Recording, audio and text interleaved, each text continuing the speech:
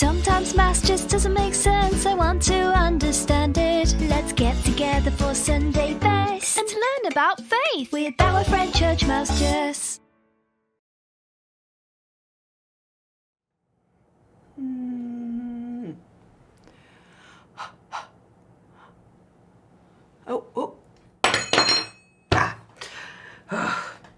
Oh, hey Catholic kids.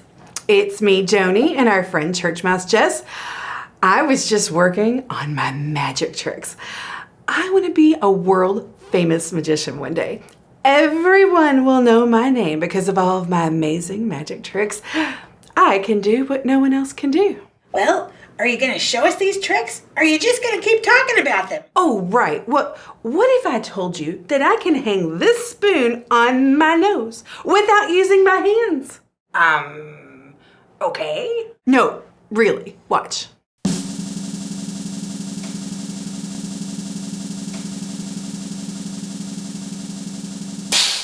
Ta-da! Look! Oh. That's it? Yeah, didn't you see it? I made that spoon float on the air, on my nose. Yeah, I saw it all right. Then why aren't you astounded with my magic? Well, it's just, I think anyone can do that. It isn't exactly a magic trick. What? Are you sure? Let me try.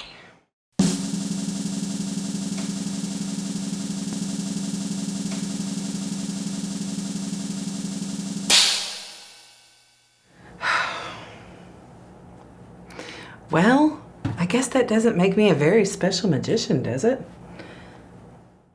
Well, you are special. Maybe just not a magician.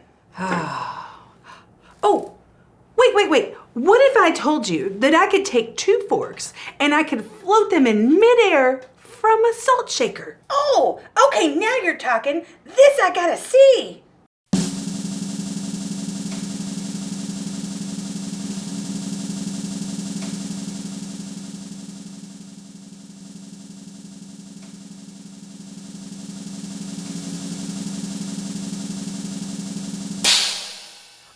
Oh, wow, that really is cool.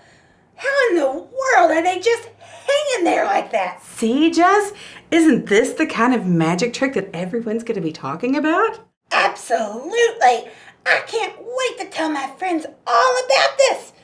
Bonnie the cat is really going to be impressed. You know, Jess, this gets me thinking about the gospel reading that every Catholic church in the whole world is going to be hearing this weekend. Oh, yeah?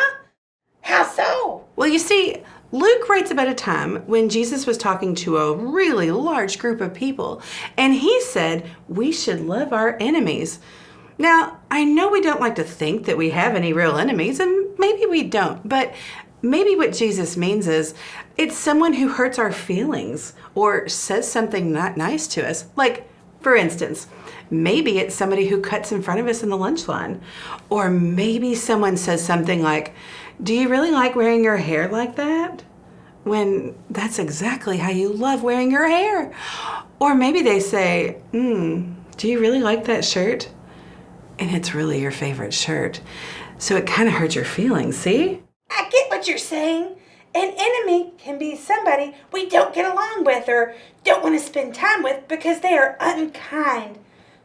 But how does this remind you of your magic trick? Oh, right. Well, Jesus tells us to be kind to someone even if they're unkind to us. We should react with kindness and not anger. Like if someone steals your coat, right?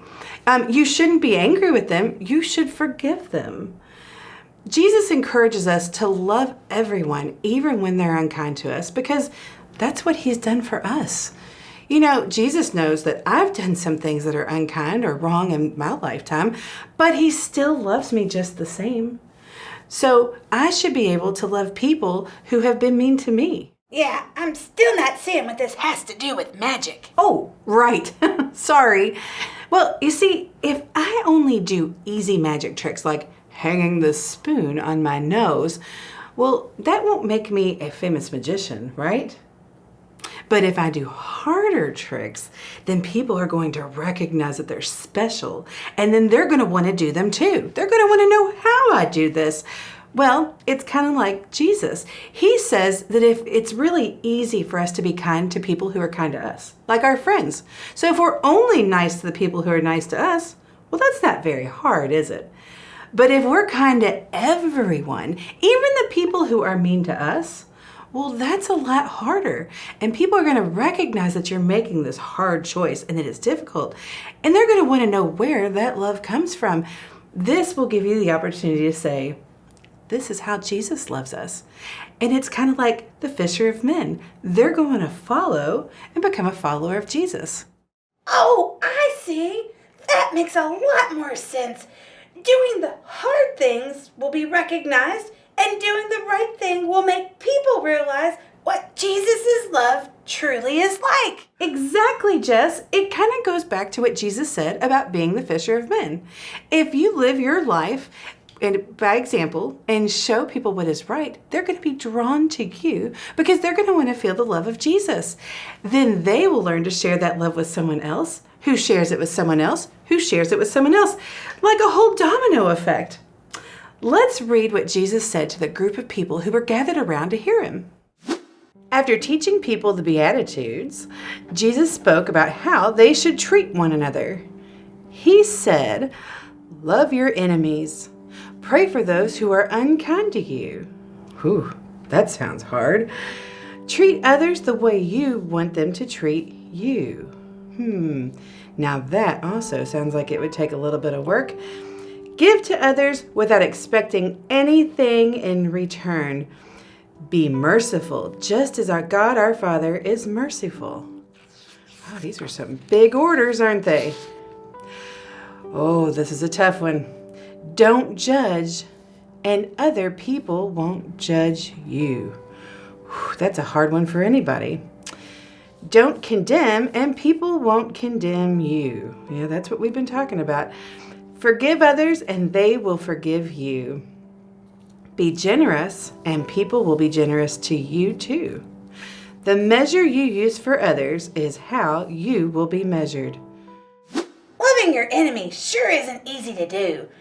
I feel like sometimes I have to tell myself I have to love the person and not the bad thing they did. That's exactly right, Jess. I can tell you that even as an adult, it's hard. But I can tell you that you will have a much happier heart if you do the opposite when you're angry. Like when someone says something unkind about you, rather than marching up to them and demanding they tell you why they said that, maybe you write a note to them and say, "You know what? I forgive you for being unkind." Or if you know someone who's not making good decisions, maybe you can try to pray for them to do better. Let's look at this example.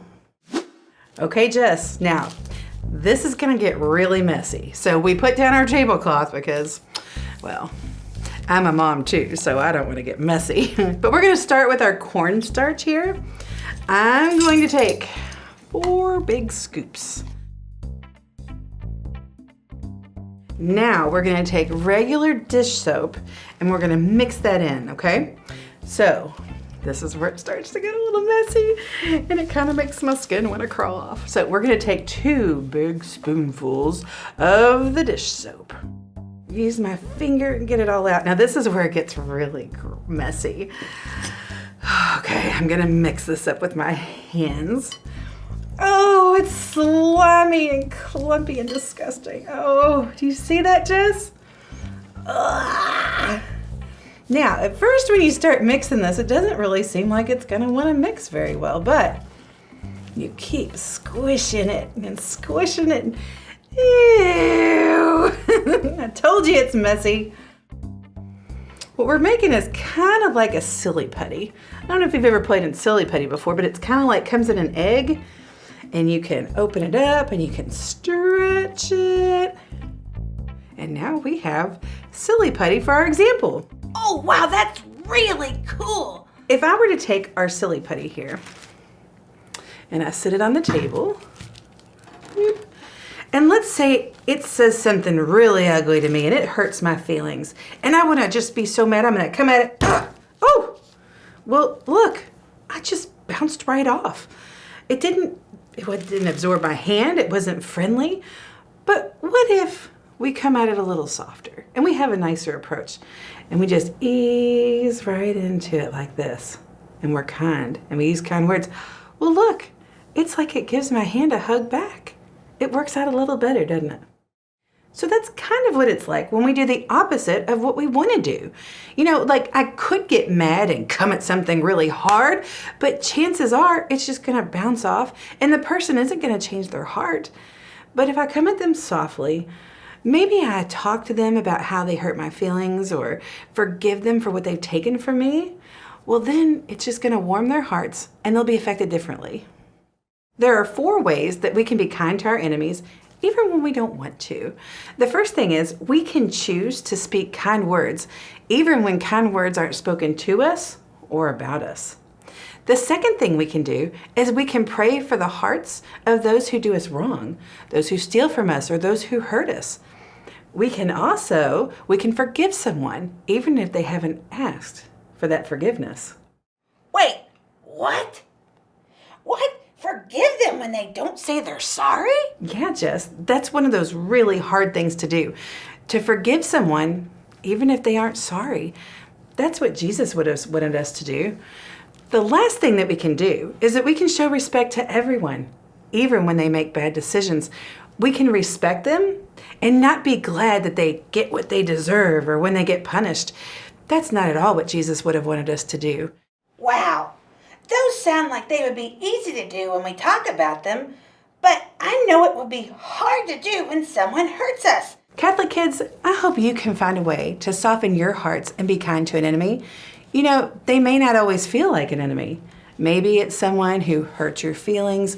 Maybe they say something bad about you. They make you feel bad about yourself, or maybe they take something from you. But we can always react like Jesus by speaking kindly, praying for them, showing them respect, and forgiving them. This week, I hope you look for ways that you can react in the opposite way of what your heart may feel. If you feel angry, react with kindness. If you're sad, try maybe writing someone a note and share some happiness. You might just find that it changes your heart to be more like Jess and more like Jesus. We hope to see you guys next week, and you can bring back your stories of how you've changed your heart. See you then.